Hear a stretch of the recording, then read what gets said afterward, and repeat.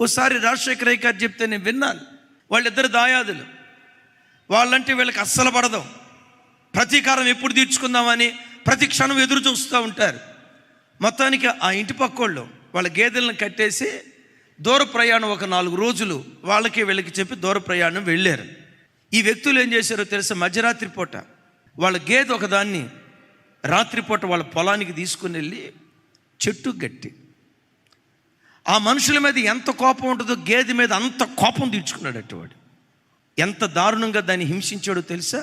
అది బ్రతికుండగానే చర్మాన్ని ఒలిచాడట. చర్మాన్ని ఒలిచి ఏం చేశాడో తెలుసా?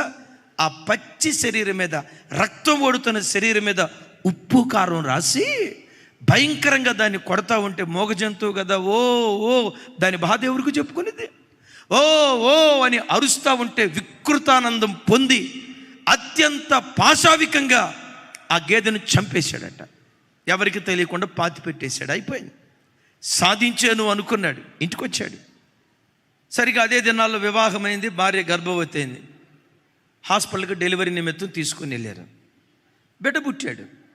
పుట్టిన బిడ్డను చూసి కన్న తల్లి గావుమని కేకేస్తుంది. ఆ ఆపరేషన్ థియేటర్కి అవతల ఉన్న భర్త ఏంటి భార్య ఇలా కేకలేస్తుంది? గడగడగడ వణుకుతున్నాడు. చనిపోయిందా? పుట్టిన బిడ్డ ఏమన్నా చనిపోయాడా? గడగడగడ వణుకుతున్నారు. సరే ఎవరు పుట్టారో చూద్దాం, నేనే వెళ్ళి చూద్దామని చెప్పి భార్య దగ్గరికి వెళ్ళి చూస్తే పుట్టిన బిడ్డను చూసి ఈ పురుషుడు గావుమని కేకేస్తా గడగడగడ వణుకుతున్నాడంట. ఎందుకో తెలుసా? పుట్టిన బిడ్డ అచ్చం పశువులాగా పుట్టాడట. అచ్చం పశువులాగా పుట్టాడట. పశువుకి ఎట్లా రోమాలు ఉంటాయో సేమ్ పశువు చర్మం ఎలా ఉంటుందో సేమ్ పశువుకి ఎట్లా గిట్టలు ఉంటాయో. భార్య అంటుందట, మనం ఏం పాపం చేసామనండి? గేదె రూపంలో ఉన్న బిడ్డ పుట్టాడు మనకి. మనం చేసిన పాపం ఏంటండి? ఇలాంటి బిడ్డ మనకు పుట్టాడంటే అచ్చముడు గేదెలాగే ఉన్నాడు. ఆ యవనస్తుడు ఏడుస్తా, నా పాపమే నా బ్రతుకునకు శాపం అయిపోయింది.